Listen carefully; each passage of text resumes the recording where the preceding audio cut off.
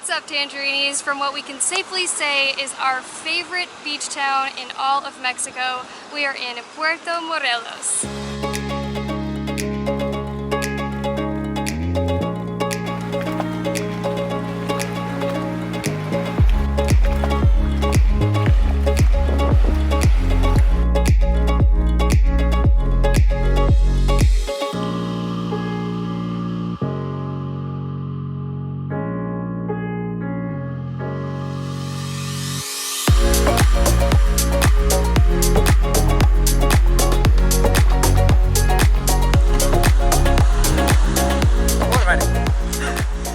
This lighthouse right here was blown over by a hurricane in 1967, and it has since become the symbol of Puerto Morelos. You can see directly behind it, they have built another one that is standing straight up, but I think this one has a little bit more charm.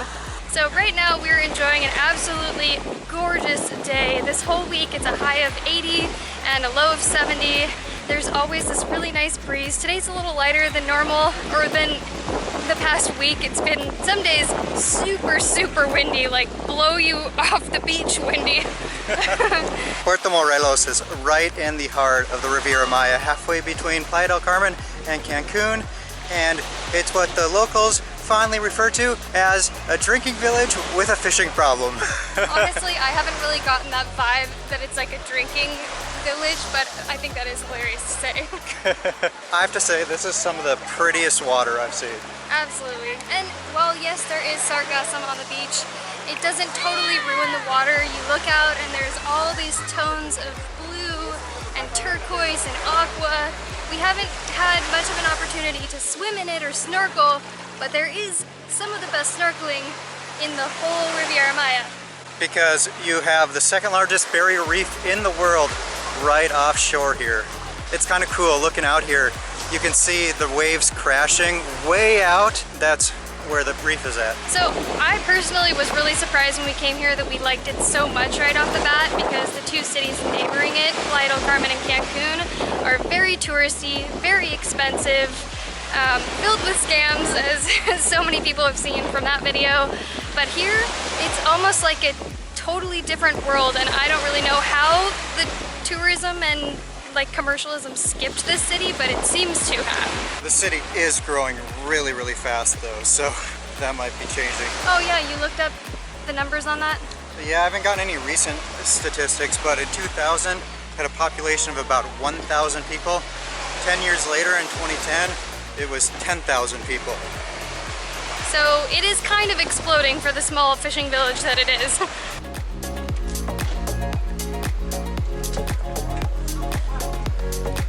We're grabbing breakfast at one of our favorite spots in town, Lola y Moya. I got this breakfast bagel for 75 pesos, a banana coffee for 55, and banana bread for 20. Now, I on the other hand got huevos al gusto with tocino, bacon, and that was 80 pesos. To change out for these delicious garlic potatoes was another 10 pesos. We just stopped for a few minutes in this local store called Chedraui. I hope I pronounced that right. It's just a few steps away from Centro and the beach. It literally has an ocean view. You can see the ocean from here.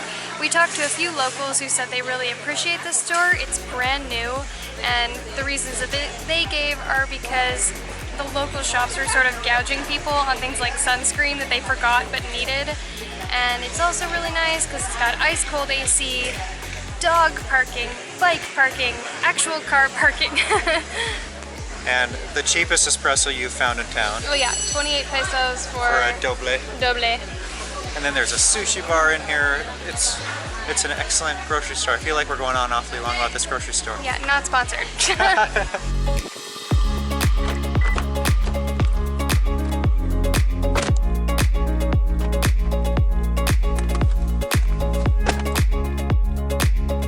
Showed you guys the inside of Costco so many times, and to be honest, it's basically the exact same as what you would expect in the US. Let's go down the south. But the cool thing about Puerto Morelos is that 30 minutes away you can go to Cancun, and there's a really big, nice Costco here. It is paid parking, so that's a little bit different than some places. Yeah, we got a membership because our one from the US expires, which does work in Mexico, but our new membership here was 500 pesos. So much cheaper than in the US. As it turns out, our parking was validated by shopping at Costco. You just give them your parking slip and check out. Register. Yeah, easy peasy. So now we're heading back to Puerto Morelos for dinner, and there's no tolls on this road. It's pretty easy, just like a straight shot down the highway. So we're back in Puerto Morelos now at this awesome restaurant called Playa, which is right in town. It's on the Colonia side, not by the ocean. And when you first come in, they ask if you want this sopa de jaiba, which is like crab, right? I don't remember. Crab type soup for free. They also bring out chips and a chipotle mayo sauce for dipping in. Jordan ordered this, which is horchata, rice milk with cinnamon. Something interesting about this city is there seems to be a lot of Veracruz influence. A lot. Tons of restaurants and like Including coffee. this one. Including this one, yeah. I don't know why that is. And just to give you guys an example, we went to this cafe place for breakfast, and the type of coffee pot he was holding looked very much like the one for lecheros in Veracruz, and then the way that he poured it sort of from up high and then going back down. And some of the things on the menus, we asked him, and it turns out he's from Veracruz. And then the other thing we saw on the beach. Something you'll see vendors selling in Veracruz often are volvanes, which is kind of like an empanada type deal. And we saw one here on the beach. Because they're not that close. Veracruz and Puerto Morelos, or in Quintana Roo, not very close. Riddle me that, I don't know. If you know, please tell us. We've eaten here once before and the food was really good, so we're coming back for more. The last time I got a fish fillet for 130 pesos. Maddie got shrimp for, how much was the shrimp? I forget, but it was the best shrimp I've ever tried, ever. It was anywhere. really, really good. Super tender, really flavorful. They have a family spice mix recipe that was a little on the spicy side, but just like Very good. so much flavor. The restaurants we've gone to today are on the higher end of what we typically go to, but these are some of the nicest restaurants in town. There's a lot cheaper options than what we've shown you today, so don't think that this represents a very expensive city. So I just went to the bathroom, and in there was a sign that said sea dreams, as in like sea the water, except maybe I'm thinking more in Spanish these days or something, but I read it as Sea dreams or Sea Dreame. No, yeah, it's English. That's about where my mind went. So to finish off the meal, they give you a digestif, which is like some small percentage of alcohol, I think, and it tastes basically like a mazapan. Oh, so good. Which is like a peanut flavor. Yeah, it's amazing. Well, it's 6:55 and the sun is down, so we're gonna call it a day for today, and see you mañana.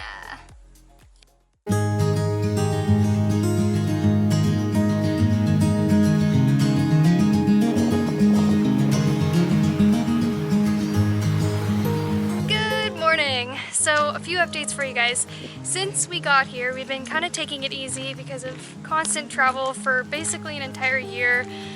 Sometimes it really catches up to us. So we took a day and we found this cool beach club called Unico, which has been like twice now our go-to spot for 40 pesos per chair and umbrella. It was just such a nice day to have some drinks, enjoy the beautiful views of the ocean. While we were there, we each got an hour massage, and that was 500 pesos each. So pretty good prices considering it's right on the beach in a tourist town. And in the relaxed time that we've been having in Puerto Morelos, we had an enjoyable time on New Year's Eve with some live music.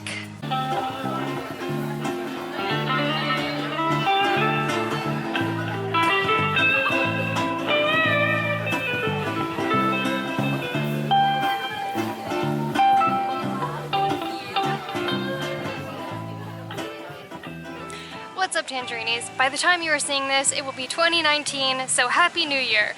The time that is now, though, is New Year's Eve, and if there's one thing we've been guilty of, okay, maybe more than one, but the thing I'm talking about right now that we might have been guilty of in 2018 is not being able to plan and sometimes just not planning ahead. But tonight, we were not going to let that happen. We planned. We made a reservation. And good thing too, because so many places here were packed. And as you can see, we might not have had a table if we didn't plan ahead. So we're very glad that we took the time to find a good restaurant for New Year's Eve, to find something where something was happening. Go us. We got a reservation at Don Mezcal, and we kind of got a bottle. A bottle of mezcal, not to be confused with Mezcal, the name of this place. A reposado. How do you say it, Jordan? Reposado. Reposado. Reposado. No, we are not doing this again. Not a chance.